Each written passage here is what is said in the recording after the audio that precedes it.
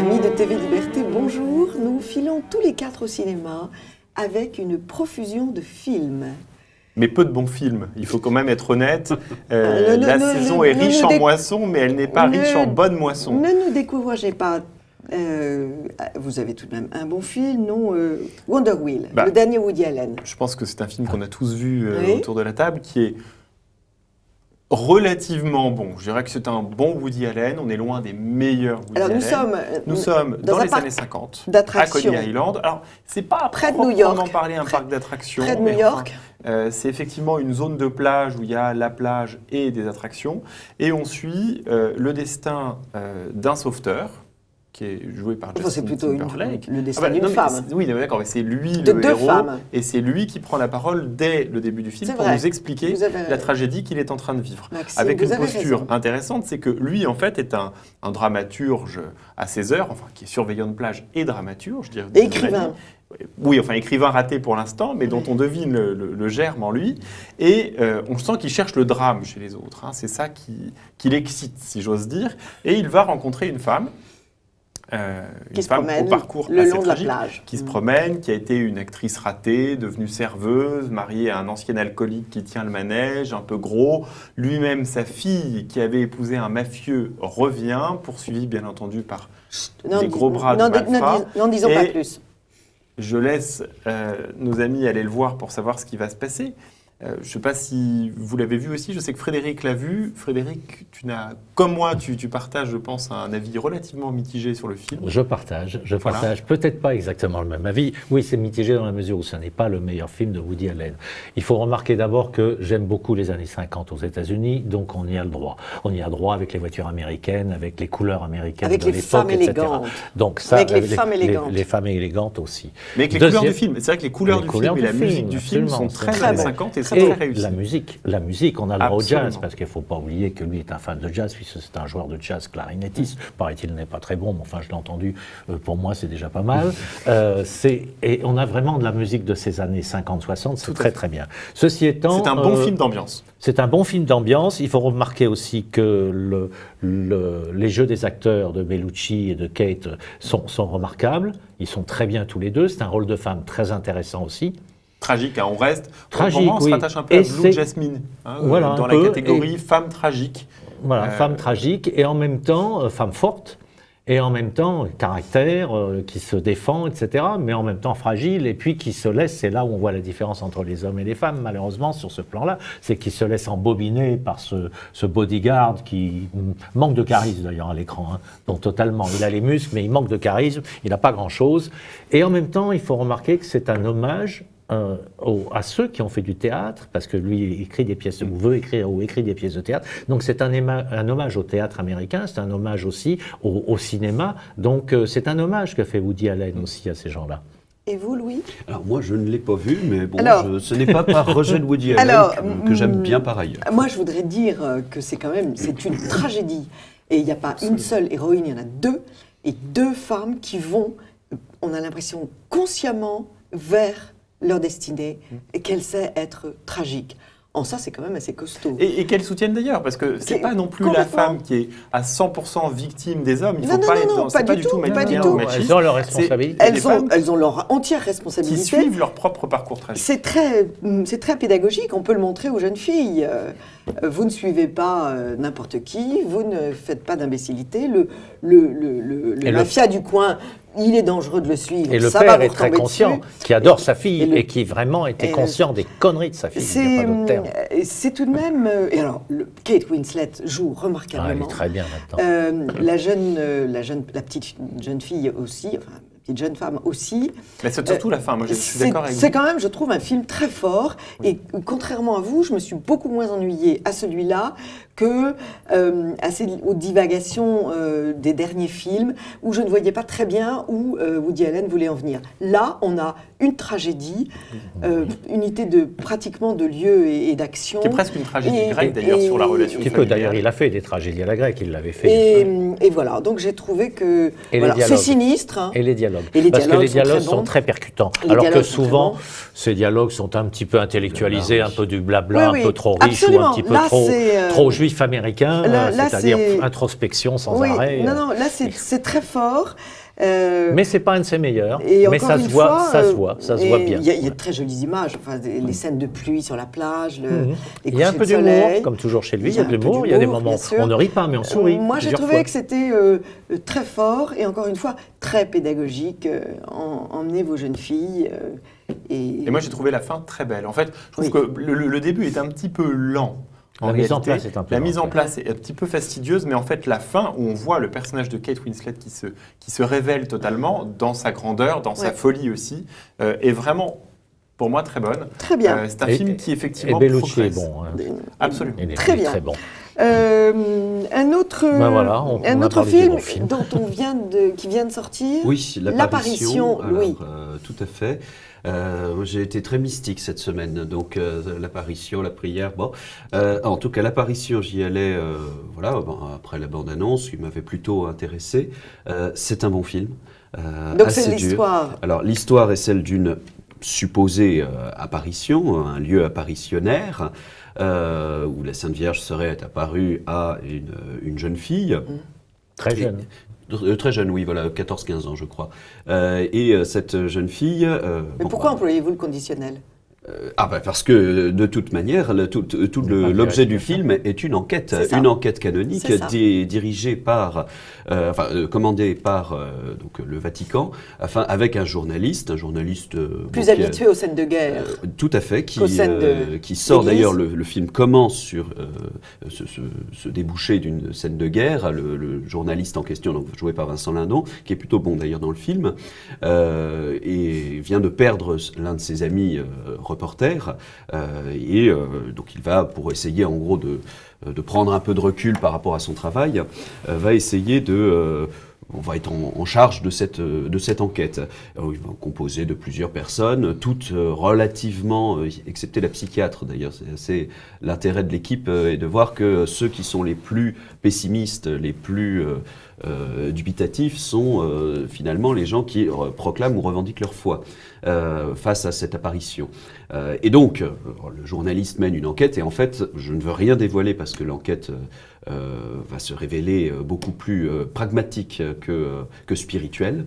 Mais parallèlement, le journaliste lui-même... C'est difficile une enquête spirituelle. Hein. Sonder les reins et les cœurs, c'est très compliqué. Bien sûr, mais... Sonder les reins, c'est plus facile. C'est plus facile. Et d'ailleurs, c'est ce qui est fait tout au long du film. Je parle de l'expression biblique. Ah bon. Mais, effectivement. Mais le journaliste lui-même va être confronté à cela et face à ce monde totalement inconnu qui est celui de la foi pour lui, va progressivement essayer d'adopter une position un peu de juste milieu. Il cherche la vérité et rien que la vérité. Il n'est pas guidé par la moindre chapelle. Donc c'est plutôt bien. Notons, puisque vous parliez de la musique, tous pour Woody Allen, je note la musique aussi pour l'apparition. La musique est merveilleuse. Elle est entre autres de Delru, donc très bel écho, évidemment, Georges Delru, et également d'Arvo Pärt et d'autres, donc on en passe, mais il y a de très belles images, ce sont des choses assez très bien filmées, une très belle mise en scène, assez sobre. Ouais, belle mise en scène, l'image et la musique, ça fait déjà pas mal. Et les acteurs restent bons, dont celle qui joue la petite jeune qui aurait vu la Sainte Vierge. Eh bien, elle est vraiment assez saisissante. C'est une jeune italienne, ou en tout cas d'origine italienne, qui le joue. Et vraiment, c'est très très bon. Donc je pousse vraiment à aller le voir parce que c'est un très beau film. Après, pas devant tout le monde, parce que c'est quand même un film qui questionne très fortement la foi. Un film pour adultes. Plutôt, puisqu'il interroge le surnaturel, le rapport au surnaturel. En cette période où l'on célèbre le 70e miracle de Lourdes, c'est tout à fait... Et l'entrée en carême. Et l'entrée en carême. Tout à fait, merci, le mercredi des cendres. Tout à fait. Merci Nous Maxime. tournons le mercredi des cendres pour que nos amis le sachent. Donc, deuxième film, L'Apparition. Vous voyez que pour la moi, récolte les est bonne. bons films de la semaine. En revanche, on a des films un petit peu moins bons. Alors, un autre troisième film bon à acheter en DVD, c'est Faute d'amour, du très grand cinéaste russe, André Zvyagintsev, que nous avions évoqué ici. C'est le drame d'un enfant qui, faute d'amour, ne pourra pas grandir. Donc je n'en dis pas plus, mais c'est des images absolument superbes et ça peut faire réfléchir notre petite société. Voilà.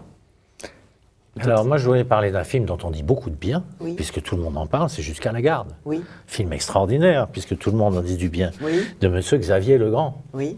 Xavier Legrand, il m'a gonflé du début jusqu'à la fin. Il était petit. Malgré le fait qu'il y ait Denis Ménochet qui joue bien, Léa Drucker Qu'est-ce que c'est comme qui joue histoire pas mal, ben, c'est tout simplement l'histoire d'un couple qui se déchire. Alors on voit la séance avec l'avocat, c'est bien fait la première séance. Ah oui, oui. Alors chacun veut avoir la garde, etc., etc. Finalement ils se mettent d'accord, ils déménagent, il n'est pas loin. Lui et alors son fils ne veut pas le voir, qui a 11 ans. Manifestement poussé par son ex-femme qui est derrière et qui doit lui dire ton père est un salaud, etc. Bon, est reconnu. De l'autre côté, lui est quelqu'un qui est très dur, qui était très dur avec son fils, qui est un petit peu caractériel, même plus que ça par moment, mais qui aime son fils. Donc on les voit et alors vraiment, ça a peu d'intérêt parce que sans arrêt, il va chercher son fils. Alors, on lui dit que son fils n'est pas là et sa femme n'a pas d'argent, mais elle est en week-end. Donc, tout ça. Et puis, à la fin, il prend un fusil à pompe et puis il arrive et puis il veut les tuer. Mais il n'est pas allé jusqu'au bout, il ne les tue pas. Comme dans la réalité, les flics arrivent, la 7e cavalerie, boum, boum, on arrête la personne. On a l'impression d'une grosse escroquerie à l'écran. Ça aurait pu faire un court-métrage qui passait dans une télé au fin fond de l'Inde.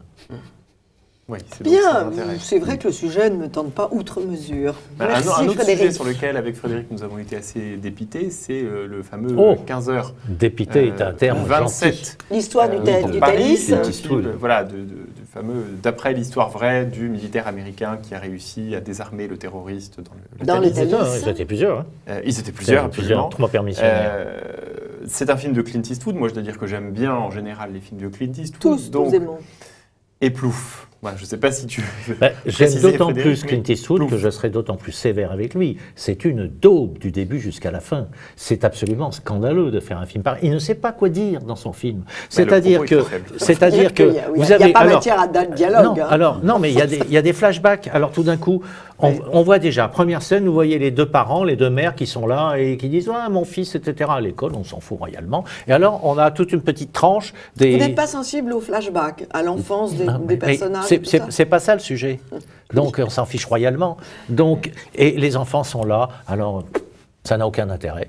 Ensuite, ils vont faire l'armée, ils sont des jeunes, ils vont faire l'armée, pas grand intérêt non plus, on les voit qui font les pompes, on l'a vu 10 000 fois, peu d'intérêt, dialogue insipide. Ensuite, ils vont faire une tournée en Europe. Alors, ça, c'est intéressant, parce que vous les voyez à Venise, dans un bateau, vous les voyez sur la place du Vatican. Ah, on est où, là? Tu vois, tu es au centre, et puis autour, c'est le Vatican. C'est fabuleux, quoi. C'est une réclame pour l'Italie, très bien, mais ça n'a aucun intérêt.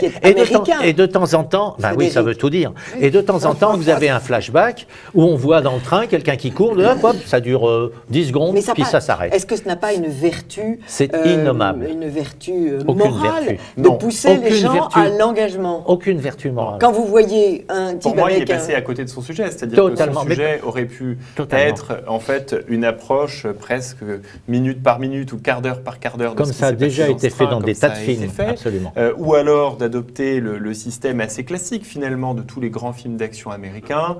Il y a le gentil, étape 1, étape 2. C'est un peu plus difficile parce que ça s'est passé d'une façon assez courte. Mais comme tu dis, il aurait pu le faire sur un timing on voit ce que comme ça, certaines etc. séries comme 24 heures chrono par exemple, il va faire sur ce genre de choses. Pour non, moi, c'est complètement raté, n'allez pas le raté. voir. Bon, j'aurais une question tout de même pour ce film que je n'ai pas vu, puisque dans la pas de bande-annonce, musique, il était censé, visiblement, avec les acteurs étaient ceux qui avaient réellement absolument. participé. Ah oui, ça. c'est la seule chose qui est bien, parce que je suppose que ces 3 braves garçons qui ont été décorés en France, etc., peut-être que je suppose qu'il les a payés quand même, et au moins ils ont eu de l'argent. Oui, c'est mais très moi, bien, je pense parce que que c'est en partie ces le 3 problème, personnes qui c'est sont que très bien. précisément, on veut raconter l'histoire de ces 3 personnes, mais en dehors de la biographie en général, on Et n'est ces pas 3 dans un personnes jeu n'ont pas d'acteur. une histoire intéressante. Alors, par exemple, juste un petit exemple. On en monte un, il est rentré à l'armée. Il va en Afghanistan. Je veux dire, on va avoir quelques scènes de guerre. Alors, vous voyez la colonne qui vient, ils montent dans la colonne, ils avancent, tout d'un coup, ils disent « Ah, mon sac, j'ai oublié !» Ils cherchent à l'arrière, tout le monde sent avec comme ça aussi. Et puis ils reviennent, et puis il avait son sac, il le monnaie auprès d'un Afghan qui l'avait piqué, et hop, on passe à autre chose. Vous regardez ça, vous Sans dites, mais intérêt. je rêve ou quoi? En fait, le but, c'est vraiment de nous présenter des héros ordinaires qui deviennent des héros extraordinaires en montrant toute la banalité de leur vie quotidienne, que ce sont de braves garçons, mais Ouais. ça n'a vraiment Aucun intérêt. aucun intérêt. Il aurait pu nous montrer se laver les dents pendant 10 minutes, ça aurait eu autant d'intérêt. C'est exactement ça. Il y en a qui ont Mais si vous essayé. voulez qu'on termine, Anne, Oui. parce que je vois que c'est l'heure de la fin, et on a parlé de Woody Allen en entrée, moi j'aimerais vous parler d'un film que Woody Allen aime beaucoup, qui est Double Indemnity, Assurance sur la mort, en français, que vous avez peut-être tous vu ou revu ou Non. pas, Non, moi, j'ai deux films. dont Woody Allen a dit que c'était le meilleur Joli. film jamais tourné, et qui repasse ces temps-ci au Champollion, et qui est excellent. C'est un film de Billy Wilder, qui raconte l'histoire d'un agent d'assurance, Monsieur Neff, qui vend des assurances automobiles, etc. Il va un jour visiter un monsieur à qui il veut vendre un renouvellement d'assurance. Il tombe sur la femme, qui est somptueuse, enfin qui est fortement dénudée quand elle l'accueille. À votre Et goût disons que pour le goût des années 30 ou 40, c'est quand même assez... Bon, elle est généreuse. Et La beauté ne change elle le pas. reçoit et elle lui fait comprendre que, étant la deuxième femme avec une belle fille, elle est un peu ennuyée, que son mari boit et ne la traite pas très bien à tous égards, et qu'elle aimerait savoir s'il était possible de souscrire une assurance pour le cas très hypothétique où son mari aurait un accident mortel, qui l'empêcherait bien entendu de revenir et du coup lui générerait un petit capital. Donc lui il comprend évidemment qu'elle veut buter le mari, puisque c'est de ça qu'il s'agit, sauf que là on s'attendrait à ce qu'ils disent non, non, non, non, non, eh ben si, il y va, et on le sait même d'emblée, puisque c'est lui qui en fait est le narrateur de l'histoire, il nous raconte ce qui s'est passé et comment il a été envoûté par cette femme. Je vous passe Non, ne nous dis pas la fin. évidemment tout ce qui Il y se a des passe, films encore. mais c'est un excellent film que je vous recommande particulièrement en ces temps de Au moisson Champollion. forte mais relativement médiocre. Au Champollion. Louis, Oui, alors moi je voudrais juste mettre en garde, puisque notamment pour les milieux catho et autres, et pour les enfants, il y a un film qui va sortir d'ici peu, La prière de Cédric Kahn, qui a réussi, je ne sais pas comment ils ont réussi à engloutir 4 millions d'euros dans cette daube, parce qu'il n'y a aucun autre mot. Alors le sujet très rapidement, je ne vais pas m'étendre, un ancien toxico qui va essayer de se désintoxiquer dans une communauté qui pratique la prière. Alors déjà c'est très mensonger, c'est très mal joué, il n'y a absolument aucun intérêt esthétique pour ce film, et il essaie d'attirer l'attention sur une sorte de pratique très évangéliste et pas du tout catholique, alors qu'on est dans un cadre catholique, et presque musulman dans la lecture des psaumes qui se répète sans même aucun intérêt. Donc voilà, je mets en garde à propos de ce film qui en plus comporte une scène scène de sexe extrêmement bestiale au beau milieu, et les enfants ne peuvent pas être mis au courant, et de toute façon ce film n'a strictement aucun intérêt, donc je décide de le descendre. Ça, c'est sûr. merci Ça ne se passe Louis. pas en Provence. Parce que ça aurait été une daube provençale, c'est très bon. Frédéric, Bon, ceci encore étant, oui, alors moi, pour ceux qui aiment les Horse. films de guerre, il y a un film qui s'appelle Horse Soldiers, qui est très bien fait. Ça se passe en Afghanistan, c'est une histoire vraie, c'est-à-dire qu'après le 11 septembre, il y a eu des forces spéciales, une douzaine d'hommes qui sont partis là-bas, qui se sont mis avec des gens de l'Alliance du Nord, des Afghans, et ils ont infligé une défaite absolument énorme à Daesh. Tout ça, on ne l'a pas su parce que c'était des opérations secrètes, et ils ont fait ça à cheval. Et c'est très bien fait, c'est un film de guerre. Il faut dire que c'est le producteur Bruckheimer, donc c'est lui qui a fait La Chute du Faucon Noir, donc il met les moyens. Alors vraiment, c'est du cinéma, mais vraiment, vous avez des scènes de guerre, c'est remarquable, et surtout ce qu'il y a de très bien, c'est qu'on voit quand même les alliés, alors les alliés entre eux, les différentes ethnies, naturellement, Pachung, etc., qui ne s'aiment pas dans l'Alliance du Nord, et en même temps, on voit comment les Américains les aident, mais comment ils considèrent les Américains aussi. Et ça, c'est très bien fait psychologiquement. C'est un bon film de guerre, très bon film de guerre. Et il y en a un autre aussi, alors là, c'est spécial, c'est un documentaire. On peut dire merci à Julie Gaillet, pour une fois, qui est quand même productrice de ce film, en tout cas coproductrice. C'est une histoire, je reviens un petit peu sur l'histoire, les guerres aux États-Unis, ce qu'on appelait les guerres indiennes. Ça se passe donc aux alentours des années 1880-1890. Il y a eu la fameuse bataille de Little Big Horn, où le général Custer, qui était un sauvage, il faut le dire, mais qui était un très bon cavalier, et bon, a été tué, et ça a été une victoire des Indiens. Donc du coup, réaction des Américains très forte. Ils ont gagné. Sitting Bull a été obligé de partir dans des réserves dans le Dakota. Ils les ont mis dans des réserves. Et puis là, il se trouve qu'ils ont remis à l'honneur ce qu'ils appelaient les Ghost Dance. Et les Américains ont eu peur que ce soit le début d'une révolte. Ce qui ne l'était pas, bon, qui aurait pu l'être, mais enfin les Américains n'ont pas été tendres, ils ont failli les éliminer complètement. Et il se trouve qu'à ce moment-là, ils ont quitté la réserve, donc les Américains l'ont empêché, Sitting Bull a été tué, et toutes les personnes qui étaient là, hommes, femmes, enfants, sont partis, ont fait une chevauchée de 450 km pour aller jusqu'à Wounded Knee, où là les troupes américaines les ont suivis. Et ils les ont massacrés parce qu'ils avaient déposé leurs armes, les flèches, tout, etc. en se rendant. Et ils ont tué hommes, femmes et enfants. Et chaque année, il y a 80 ou une centaine de personnes de différentes tribus, et spécialement les Sioux au Lakota, qui font ce raid-là à cheval, avec des gamins, avec des hommes âgés, etc., en mémoire de Wounded Knee et pour qu'ils gardent leurs coutumes. C'est assez poignant dans la mesure où c'est un hommage à la culture indienne et à ce massacre. Et ça a donné un grand livre ou un film, Bury My Heart at Wounded Knee. Enterre mon cœur à Wounded Knee. Le livre, je n'ai pas lu. C'est un grand livre, alors ça, c'est un documentaire, hein, avec. Mais on voit les enfants parler, on voit les gens qui parlent et qui disent voilà, il faut rendre hommage à nos ancêtres, etc. Je trouve que c'est bien fait. Malheureusement, ça ne se joue que dans une salle, mais c'est une belle salle. C'est au MK2 Beaubourg où on est très bien assis. C'est une belle salle, donc je recommande ce film. J'aurais une petite question justement sur The Ride. Dans la bande-annonce, il y avait tous les chants indiens. Est-ce que la place leur est laissée dans le film? Oui. Parce que j'aime énormément. Et donc, oui, absolument, absolument. Non, c'est bien fait. C'est bien fait. Oui, donc à voir. C'est bien fait par une dénommée Stéphanie Gillard. Nommons-la, parce que c'est un documentaire. Et comme ça se passe aussi sous la neige, etc., parce que c'est très dur à faire. Enfin, cette chevauchée qui dure est très pénible. Et donc, elle l'a suivi, etc. C'est bien fait. Bien, vous voyez, Maxime, la récolte était bonne. Alors, je résume. Wonder Wheel, le film de Woody Allen, Faute d'amour, bien sûr. En DVD. Pardon ? En DVD. En DVD. L'apparition, que nous conseille Louis. Et puis... Horse Soldier. Horse Soldiers et The Ride. Et Double Indemnity, assurance sur la mort. Et double assurance sur la mort, vous avez raison. Et puis on doit éviter jusqu'à la garde. Jusqu'à la garde, le 15h17 et la prière. On n'a pas eu votre avis, Frédéric, sur La douleur, le film de Marguerite Duras. Oui, parce que je l'ai vu après. Moi, j'ai beaucoup aimé. J'ai beaucoup aimé. Il n'y a qu'un défaut, c'est Monsieur Biolay. Oui. Bon. Et non, mais il a une très belle voix. Il devrait faire de la radio, mais en tout cas, il n'est pas photogénique au cinéma. Je trouve que J'aime bien cette façon d'assassiner. Avec le sourire. Il a une très très belle voix.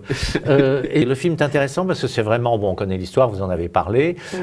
Donc, on voit cette attente et en même temps cette femme qui est déchirée entre le fait officiellement, elle est là parce que son mari, c'était quand même son mari, bon, qui est en camp de prisonniers, qui est en camp de concentration. Donc, elle attend sans arrêt. Puis, c'est pas manichéen non plus, parce que celui qui joue le rôle de celui qui est allé du côté de la collaboration, c'est pas manichéen dans le film. Ils l'ont évité. Et on voit bien cette attente et en même temps cette trahison, puisqu'elle couche avec Biolay. Je ne sais pas comment elle fait. Oui. Elle voyait peut-être pas clair. Déjà. Merci beaucoup. Les problèmes médicaux pendant la guerre étaient lourds. C'est en fait une dénonciation de l'état de santé. On ne peut pas avoir de médicaments. Merci beaucoup à tous les trois. Amis de TV Liberté. À la semaine prochaine.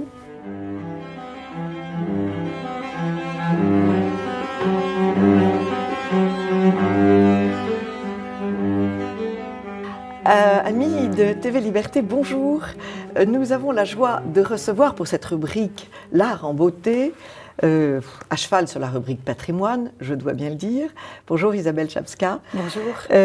Nous avons la joie de vous recevoir pour un très beau livre qui s'appelle Paris et ses églises, de la belle époque à nos jours, et puisqu'il y a eu au moins 75 églises nouvelles en ce XXe siècle, ce qui est énorme.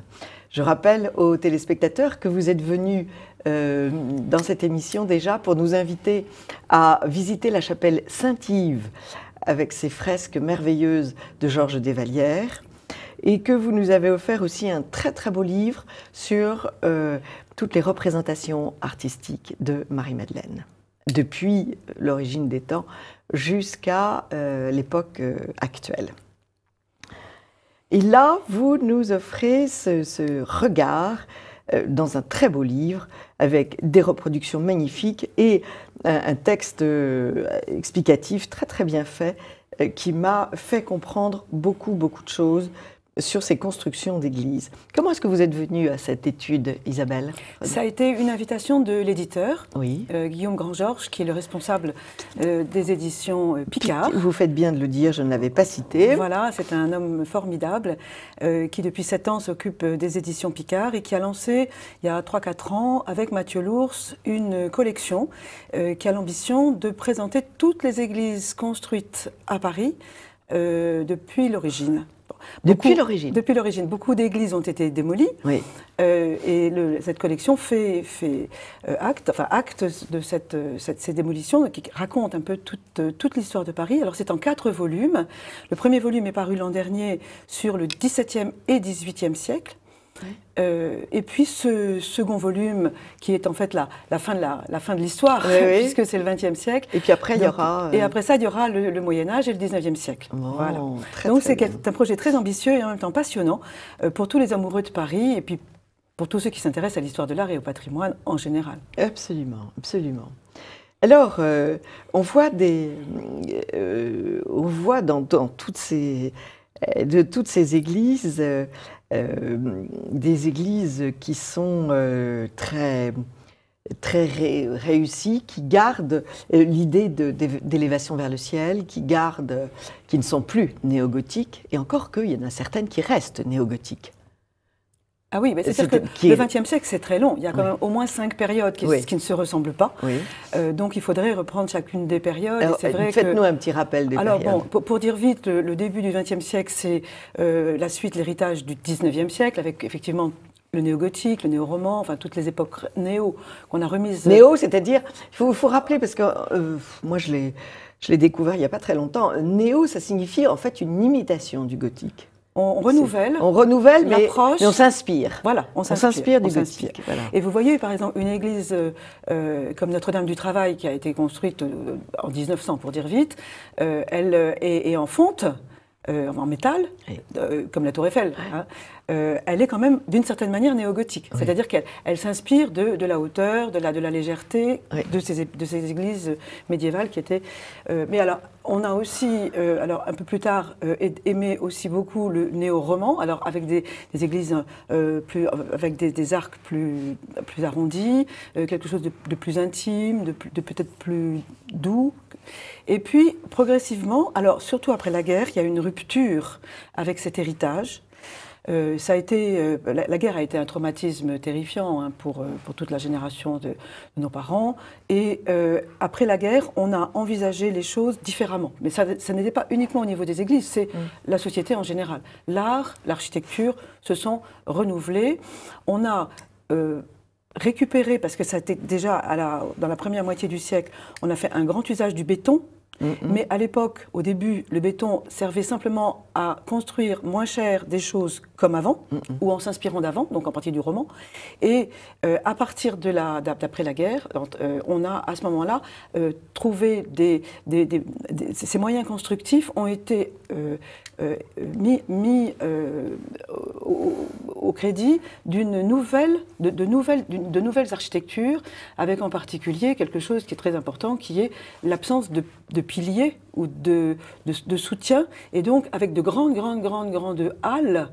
Bon, je pense au Saint-Esprit, qui est une église d'avant la Seconde Guerre mondiale, mais qui est quand même déjà très contemporaine, très moderne, avec une grande halle dans laquelle l'ensemble de l'église, au sens ecclésial du terme, pouvait prendre place dans l'ensemble de l'église au sens du bâtiment.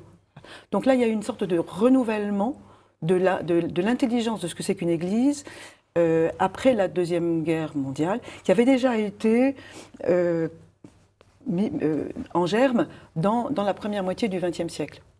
Alors, il y a la guerre, vous avez raison, mais il y a aussi des théories politiques qui viennent de l'évolution de l'Église interne. Ça, c'est un autre... Mais on va le voir tout à l'heure. Bon, alors, j'ai envie de nommer Saint Christophe de Javel, qui est tout à fait étonnante, avec ses travées, ses claustras de ciment, et puis ses vitraux violets. C'est très étonnant ce qu'il a fait, cet architecte. Il a dû s'amuser. Oui, Saint-Christophe de Javel est une église tout à fait particulière parce que pour la première fois dans l'histoire de l'architecture, elle a été fabriquée à partir d'éléments préfabriqués. Ouais. Et donc c'est une sorte de Lego. Et ce qui a permis, d'abord d'un point de vue social et d'un point de vue économique, de faire travailler des ouvriers pendant l'hiver, ce qu'on ne pouvait jamais faire avant. Oui. Et parce que tout c'est un progrès, oui. C'est un énorme progrès. Et ça permet de rappeler que quand Monseigneur Verdier, cardinal Verdier, archevêque de Paris, a lancé les chantiers du cardinal, c'était bien sûr pour donner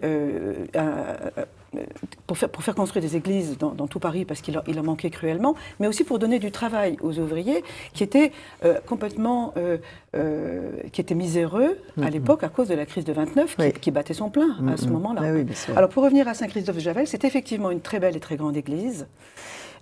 Avec donc ces vitraux bleus et violets dans les nefs latérales, mais avec de très très grands vitraux jaunes dans la nef principale qu'on voit à un autre endroit du livre. Et au fond, dans l'abside, au-dessus de l'autel, une fresque admirable de Marais qui représente le Christ avec Saint Christophe. Et ce Saint Christophe-là, qui est le patron des automobilistes, mais aussi de tous les gens qui vivent cette époque dans tout ce qu'elle a de plus contemporain, c'est-à-dire la découverte de l'aviation, de la conduite automobile, et des ouvriers qui vivent dans ce quartier. Donc, avec des fresques sur les ouvriers. Oui. Qui sont très jolies d'ailleurs. Très très belles fresques, admirables. C'est pas les fresques de l'époque soviétique, hein, où on célèbre le travail non, ça n'a avec rien à voir. Des têtes. On n'a jamais. Mais là, ce sont des vraies fresques très signifiantes, très très jolies et très. D'ailleurs, très bien dessinées. Bon, on va y venir aux fresques et aux mosaïques parce que je trouve que. Il y a vraiment de très très belles choses. Il y a une autre église que j'aime beaucoup, c'est Saint-Léon. Saint-Léon qui reste avec un arc triomphal, avec des voûtes, elles, gothiques, très légèrement cintrées, avec d'énormes vitraux, des grandes ouvertures. Et non pas ces petites ouvertures rikiki que l'on fait maintenant, toutes petites. Le vitrail traditionnel qui se termine en ovale est maintenant devenu... c'est des vitraux en lamelles, c'est beaucoup plus... Oui, mais le vitrail, alors bien sûr à Saint-Léon, mais dans toutes les églises, le vitrail au XXe siècle a vraiment été très à l'honneur. Oui, il a été mis à l'honneur, absolument. Oui. Et même, on peut y revenir si vous voulez, mais même dans les églises plus contemporaines que Saint-Léon, qui est quand même du début du siècle, bien sûr. Et des églises donc avec des formes plus orthogonales, il y a toujours des vitraux. Et ces vitraux sont soignés, ils sont bien faits, ils sont bien dessinés, ils sont très colorés. Des mosaïques absolument superbes, et des fresques. On a parlé tout à l'heure de Georges des Vallières, mais il y a un chemin de croix de Georges des Vallières qui est de toute beauté, Jésus tombé sous la croix, et on voit le Christ et la croix qui appuie dessus. Qui écrase le corps du Christ. On a vraiment l'impression que... Enfin, c'est vraiment un grand peintre, ce Georges des Vallières. Allez, chers téléspectateurs, si vous êtes à Paris, allez à la chapelle Saint-Yves. C'est compliqué d'y entrer, mais alors, allez aussi et surtout au Saint-Esprit, à l'église du Saint-Esprit, parce que c'est dans cette église qu'il y a le chemin de croix. C'est ça. Ce chemin de croix, donc il y a les 14 stations du chemin de croix qui sont extrêmement faciles à voir, parce que contrairement aux autres chemins de croix qui se situent plutôt en hauteur dans une église, parce que les chemins de croix ont été très très à l'honneur au début dans toute la première moitié du XXe siècle, après la guerre de 14, et le chemin de croix des Vallières, lui, il est vraiment à hauteur de main. On peut même s'agenouiller devant. Et comme il se dégage beaucoup de choses, beaucoup d'émotions, des peintures de Georges des Vallières. Un des plus grands peintres du XXe siècle. Voilà. Et alors, comme fresque, qu'est-ce que vous nous inviteriez particulièrement à aller regarder ? Quelqu'un comme Jean Dupas ? Oui, alors effectivement, dans tout le long de la première moitié du XXe siècle, énormément de fresques, parce que c'est encore une époque dans laquelle la peinture est mise au service de la catéchèse. Donc il s'agit de mettre en valeur... C'est énorme ce que vous dites. Oui. Vous vous rendez compte de ce que vous dites? C'est une écrit époque où la fresque est mise au service de la catéchèse. Or, depuis la nuit des temps, les fresques murales sont faites pour instruire. La population. Voilà. Ce qui est étonnant, c'est qu'à partir d'une certaine époque, c'est terminé. Voilà. On n'instruit plus. Effectivement plus iconoclaste. Donc toute la première moitié du XXe siècle. Alors je pense à Saint-Pierre de Chaillot, qui est une église complètement décorée par un très très grand peintre interstellaire, Nicolas Interstellaire, qui raconte toute l'histoire de l'église, puisque Saint-Pierre est évidemment le fondateur. Enfin, le lieu tenant du Christ sur terre, il tient lieu du Christ sur cette terre, donc c'est à ce titre-là qu'il devient le premier pape, très entre guillemets, et donc à la gloire et à l'honneur de Saint-Pierre, l'église Saint-Pierre de Chaillot raconte toute l'histoire de l'église, la mater ecclesia, la mère église, avec quelque chose donc de très très historique et en même temps de très théologique.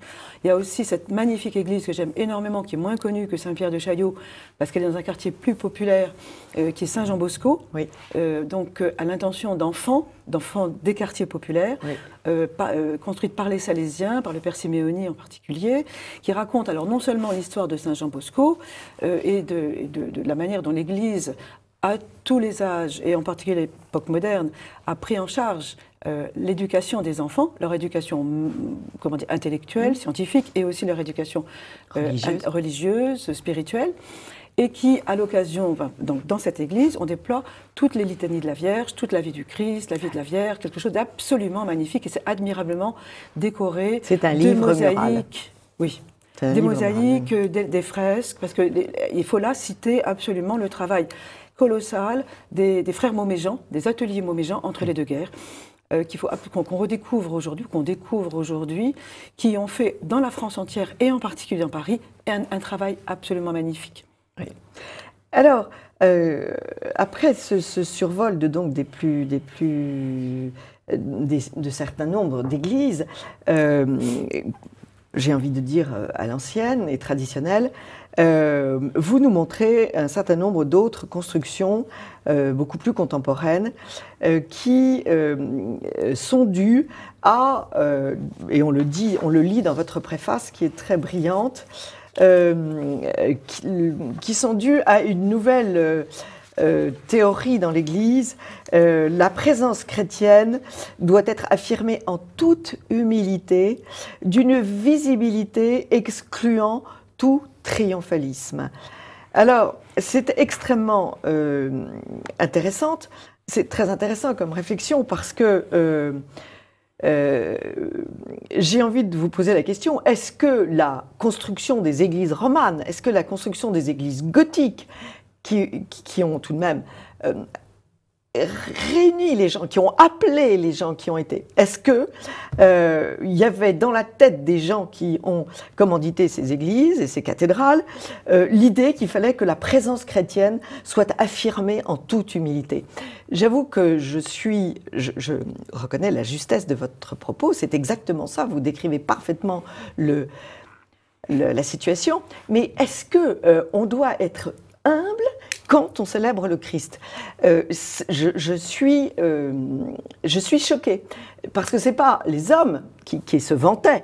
Quand on construit une cathédrale, ce n'était pas à la gloire de l'homme, hein, c'était à la gloire de Dieu. Oui, bien sûr.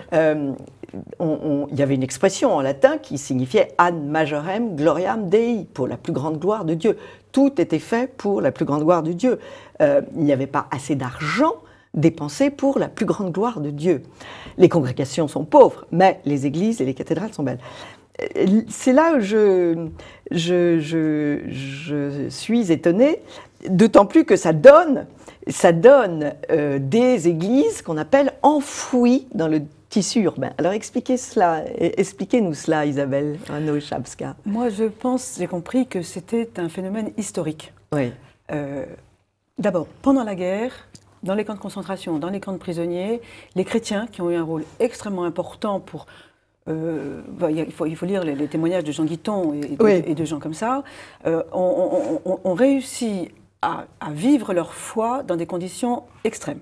Ils sortent de là, ils ont découvert une autre manière de vivre les sacrements, l'Eucharistie en particulier. Alors, je peux vous faire une comparaison avec une autre époque. Pendant les guerres révolutionnaires, les messes sont dites dans les caves, dans les forêts, dans machin. Après la Révolution, il y a la contre-réforme et les églises redeviennent magnifiques, puissantes et élevées vers les cieux. Ça s'est pas fait en 5 minutes quand même. Hein. Non, il a fallu du temps. Non, mais je veux dire, on n'a pas continué à faire des églises enfouies. Ça, je ferme la parenthèse. Oui, mais enfin ça c'est plutôt 40 ou 50 ans après la Révolution française. Hein. Oui. C'est-à-dire que nous on est très près de cette époque-là, donc on manque un vous avez petit raison, peu de recul. Vous avez raison. Il me semble que les années 60, effectivement, ont été des années de traumatisme. Hein. Il y a eu d'ailleurs, d'une manière générale, dans la société, une sorte de perte de l'autorité. Il y a eu des contestations. Les prêtres ont vécu ça, les chrétiens ont vécu ça. Il y a eu des grands bouleversements. Les prêtres sont devenus ouvriers. Voilà, il y a eu toute la crise des prêtres ouvriers. Oui.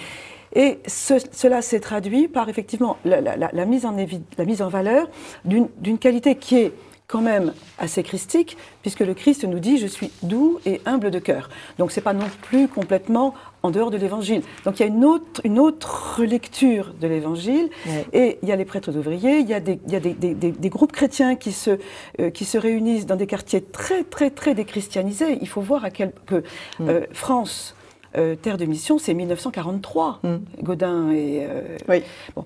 Donc on est dans un pays très déchristianisé et l'Église a du mal, mais elle n'a jamais renoncé à christianiser les classes populaires, jamais renoncé.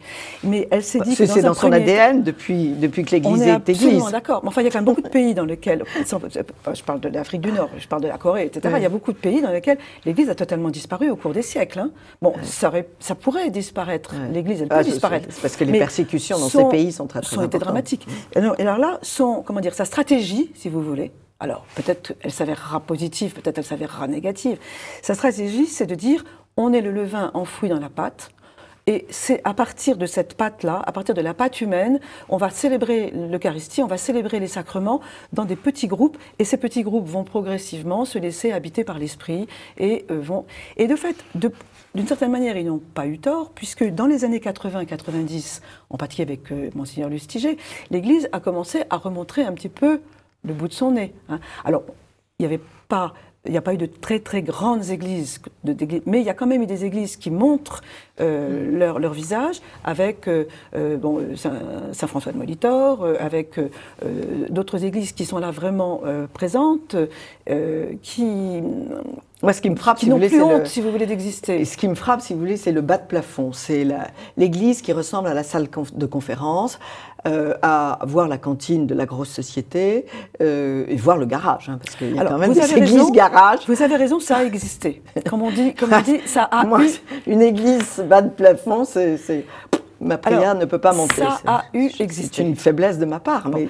Alors, il faut se mettre aussi dans le réalisme de l'absence d'argent.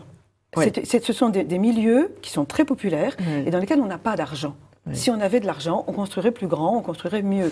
Mais alors, comme ces chapelles, en fait, sont surtout des chapelles dans lesquelles se réunissent des groupes qui réfléchissent à l'Évangile, qui réfléchissent à leur vie, enfin, comme ça s'est fait dans les années 70. Il n'y a pas eu d'argent pour cela, parce qu'il y a eu de l'argent ailleurs pour construire d'autres choses.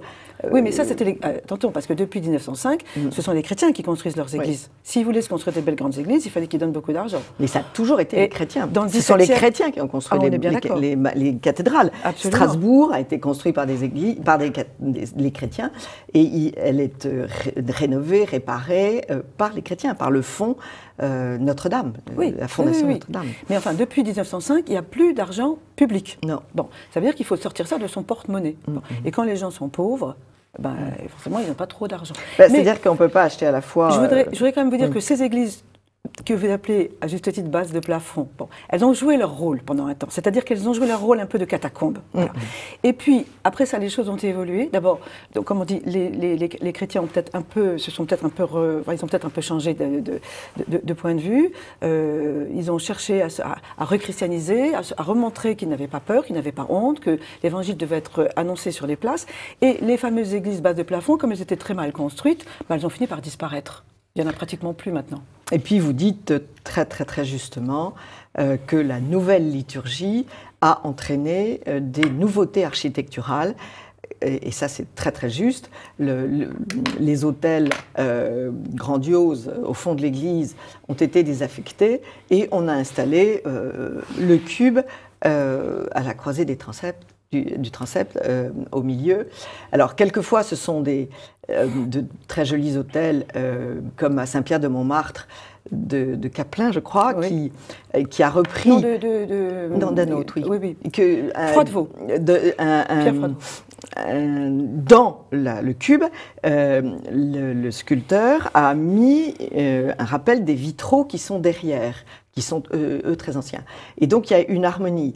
Il y a un autre hôtel, c'est à Sainte-Odile. Il y a Sainte-Odile qui est une église absolument inouïe, magnifique, byzantine, complètement. Alors elle est triomphante. Hein, quand on y rentre, elle est immense. Oui.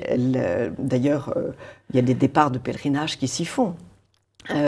Et l'autel est sculpté joliment. Mais alors, il y a une grande manie là, récente qui, j'avoue, me perturbe infiniment. C'est le cube au milieu de l'église romane ou gothique. Le cube pur, la pierre brute. Ils viennent d'en installer une à Saint-Denis. Ils l'ont fait à Saint-Germain-des-Prés. Ils l'ont fait... Enfin, je veux dire, là, on est... C'est triste, quoi. C'est triste.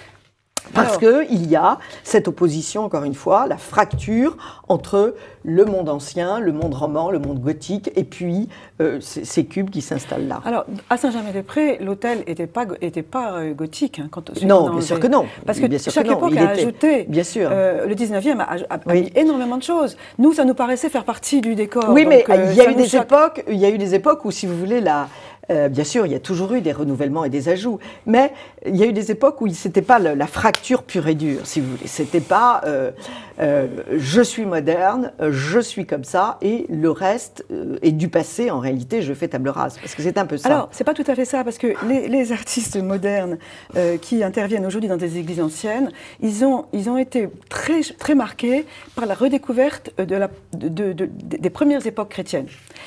À partir de 1937, il y a la publication du dictionnaire d'archéologie chrétienne et de liturgie, et on a redécouvert bien sûr, tout ce qui est paléo-chrétien. C'est sûr, mais les hôtels dans les catacombes étaient faits dans des conditions... mais ça, c'est différent dans les catacombes. On célébrait sur les... Simplissime, sur des tables. Non, sur les sarcophages. Sur les sarcophages. Non, mais par contre, je pense à Ravenne.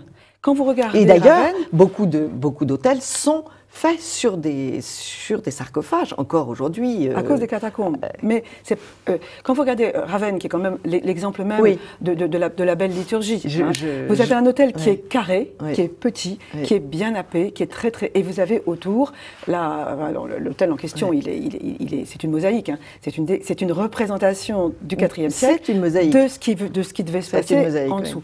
Et nos artistes, les architectes ou les artistes d'aujourd'hui, avec bien sûr l'accord et même des évêques et des curés, ils ont cherché à retrouver cette espèce de simplicité des premiers siècles chrétiens, qui avait été évidemment complètement oubliée après, avec des siècles médiévaux qui ont été quand même très très... Aujourd'hui on les idéalise un peu, mais il y a eu des moments de grande superstition, des moments de grands bazars, pour dire vite, dans les églises. Et donc on a retrouvé une espèce de simplicité, et pour retrouver une dimension qui, à mon avis, est très importante dans les églises contemporaines, qui est l'intériorité. On cherche à avoir des oui, mais alors ça, églises si vous voulez, c'est une justification et c'est une accusation des périodes antérieures. Au nom de quoi, aujourd'hui, en 2017, on dirait qu'il n'y avait pas d'intériorité dans les grands services, à Notre-Dame, Saint-Germain-des-Prés, dans toutes ces grandes églises. Il ne s'agit pas du tout de critiquer les époques anciennes. Vous non, mais ce qu'on appelle l'aggiornamento, ce qu'on appelle ce concile, ce fichu concile qui consiste à dire tout ce qui était avant, c'était vraiment pas bien. Maintenant, nous célébrons un repas ensemble et nous allons nous mettre tous ensemble autour de l'église parce que vous le montrez merveilleusement, il y a plein d'églises, plein d'hôtels où le public est en rond tout autour. Nous sommes les uns en face des autres et nous sommes, c'est ce qu'on appelle l'orientation de l'église ad orientem et là, l'église a été désorientée. Vous l'écrivez et c'est un constat qu'on ne peut pas s'empêcher de faire. C'est une transformation. La liturgie qui a transformé beaucoup de choses. Je ne porte pas de jugement, je ne suis pas théologique, j'ai seulement un petit peu lu sur le sujet, mais l'architecture de ces églises traduit la transformation liturgique. Et c'est très parlant. On est bien d'accord. C'est très parlant. Bien d'accord. Alors, il faut savoir que cette transformation liturgique, elle a été initiée par le pape Pie X en 1903. Donc, c'est pas d'aujourd'hui. Non. Qui n'était pas un grand réformateur. Oui, mais enfin, il a quand même fait 3 choses importantes. Oui. D'abord, en 1903, le motu proprio Trale Solitudini, qui engage tous les chrétiens du monde entier, pas seulement les Français, à la participation active, en latin participatio actuosa. Donc il s'agit de dire que c'est l'ensemble du peuple chrétien qui doit participer au mystère eucharistique, et pas uniquement des clercs, un presbytérium, etc. Bon. Donc là, il y a quelque chose de tout à fait révolutionnaire. 2 ans plus tard, c'est la communion fréquente, parce que ça faisait 300 ans qu'on ne communiait plus. Absolument, oui. Parce qu'on était jansénistes, et qu'on n'était jamais assez pur, et on n'était jamais assez confessé juvénamentaux, pour avoir le... Et il fallait être à jeun depuis 3 heures. Il y avait... Depuis la veille. Depuis la veille, oui. Depuis 24 heures. Alors lui, il a beaucoup assoupli la discipline du jeûne eucharistique de façon à ce que les gens puissent communier. Et ça s'est fait entre 1903 et 1910. Oui. Et c'est à partir de là que les églises se sont ouvertes au monde. C'est à partir de là qu'il y a eu... Alors ça s'est fait très progressivement, parce que Qu'est-ce que vous voulez dire? C'est à partir de ce moment-là que les églises se sont ouvertes au monde, aux fidèles. Bon. Avant, les fidèles étaient tous tournés. C'était très beau aussi. C'était tourné vers l'autel. Je ne dis pas que c'était pas très beau, mais c'était une autre mentalité. Ah, mais c'est une autre philosophie. Ça va très loin. L'église était en marche, c'est-à-dire que c'était les nefs gothiques, elles sont faites pour des processions. Voilà. Et on suit, on marche, etc. Et on est derrière le prêtre. Et le prêtre est devant l'autel, et derrière l'autel. Et derrière l'autre. Voilà. Mais alors, là, on a un peu changé d'orientation, comme vous dites, c'est-à-dire qu'on est toujours tourné, parce qu'il y a toujours un espace de gloire. Même dans la plus modeste église de sous-sol d'un HLM, il y a toujours un espace de gloire qui est donné à un artiste ou qui est confié à l'architecte pour qu'il donne une lumière. On sait toujours qu'on va vers le Christ, vers l'avènement du Christ, même dans les endroits les plus modestes. Et par contre, ce qui a changé effectivement peut-être, alors c'est là qu'il faudrait être plus nuancé que je le suis tout de suite, l'important au XXe siècle, c'est que l'Eucharistie, c'est la participation de tous les fidèles, exactement comme dans l'ancien, très antique canon romain, qui dit les circum stantes, c'est-à-dire que les fidèles sont circum autour, stantes se tenant, ils se tiennent autour de l'autel. C'est cette dimension-là que le XXe siècle a redécouverte. Ça va peut-être changer, peut-être qu'au XXIe siècle, on aura une autre approche, peut-être que ça sera... Mais en tout cas, je crois qu'il est important de comprendre comment les chrétiens au XXe siècle ont évolué. Alors, il y a ceux qui ne sont pas d'accord, il y a ceux qui voudraient aller plus vite, il y a ceux qui voudraient aller moins vite. Puis il y a la suppression du prix Dieu. La suppression du prix Dieu. Qui reste aussi... il n'y a plus une église avec un prix Dieu. Il y a ceux qui veulent réinstaller les prix Dieu, il y a ceux qui ne veulent pas de prix Dieu, il y a ceux qui disent on ne prie jamais aussi bien que quand on est assis, il y a ceux qui disent il faut être debout, il y a ceux qui disent il faut bouger, Bon, il y a 1000 manières de célébrer l'Eucharistie. C'est sûr, voilà. C'est sûr. Et toutes elles sont valables, à condition qu'elles correspondent à quelque chose de juste dans le cœur de ceux et dans les communautés. Et de même la chair. De même, la chair. J'ai entendu une fois une femme dans une très belle église romane en disant oui, jadis, ils étaient vaniteux, ils montaient sur la chair. Non, ils montaient en chair parce que la voix portait infiniment mieux. Il fallait qu'on les entende. La voix portait infiniment mieux. Aujourd'hui, on n'a plus besoin de chair. Donc parce qu'on a des micros. C'est totalement différent. Le micro n'a absolument pas... Je fréquente certaines églises où le prêtre monte encore en chair. Ça n'a strictement aucun rapport. Il ne faut pas croire que la technique change tout. La voix, plus le micro d'ailleurs, de la voix qui est au-dessus des fidèles. Mais il est sonorisé de la oui, chair. Ah oui, donc sonorisé et au-dessus, je peux vous dire que ça a un impact infiniment plus grand que le seul micro devant. Oui, bien sûr. Tout le dispositif... Donc la chair était encore nécessaire, à mon avis. C'est pas la peine de la dégager. Le dispositif liturgique a un impact absolu sur la manière de prier, sur la manière de voir la relation entre les fidèles et le prêtre, entre les fidèles entre eux, entre les fidèles, le prêtre et Dieu. Tout ce dispositif, c'est pour ça qu'on s'est intéressé, on est 4, hein, au minimum 4, oui. Même, un peu plus à avoir travaillé sur ce livre.